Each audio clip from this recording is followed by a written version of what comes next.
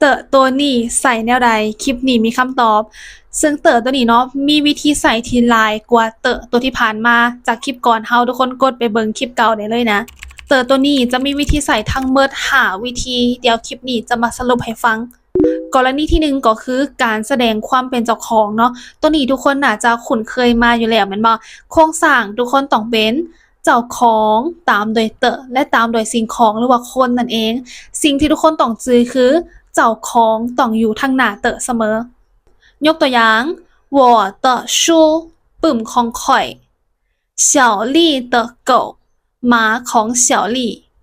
กรณีที่2ก็คือการเสื่อมคำคุณนามและคำนามเข้านำกันนั่นเองกรณีนี้เนาะทุกคนแปลว่าทีใดเลยนะโครงสร้างจะประมาณว่าคำคุณนามมาก่อนตามโดยเตอะและตามโดยคำนามทางหลังยกตัวอย่าง漂亮的花ดอกไม้ที่งาม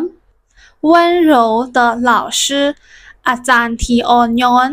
กรณีที่3ก็คือเตอะตัวนี้เนาะสามารถเฮ็ดให้คำหรือว่าวลีกลายเป็นคำนามได้อย่างเช่นคำว่าชื่อ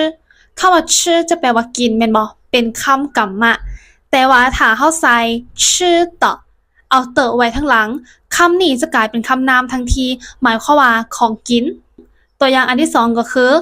ส่งฟ่านเตอะ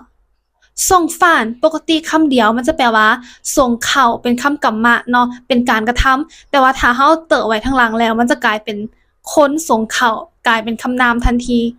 กรณีที่4ก็คือขยายคำนามโครงสร้างนี้เนาะจะเป็นคำขยายทั้งหน้าตามด้วยเตอะและตามด้วยคำนามซึ่งตัวนี้ทุกคนสามารถแปลว่าทีได้คือกันเนาะ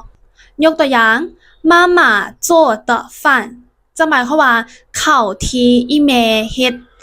ทุกคนสังเกตว่าเวลาใส่เตอะน่ะเฮาจะมักแปลทั้งหลังมาหาทางหน้าแม่นบ่เฮาต้องแปลคำนามทั้งหลังเตอะก่อนตลอดเลย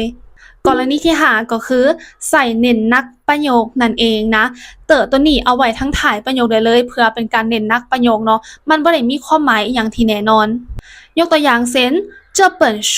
是我买的这本书不是我买的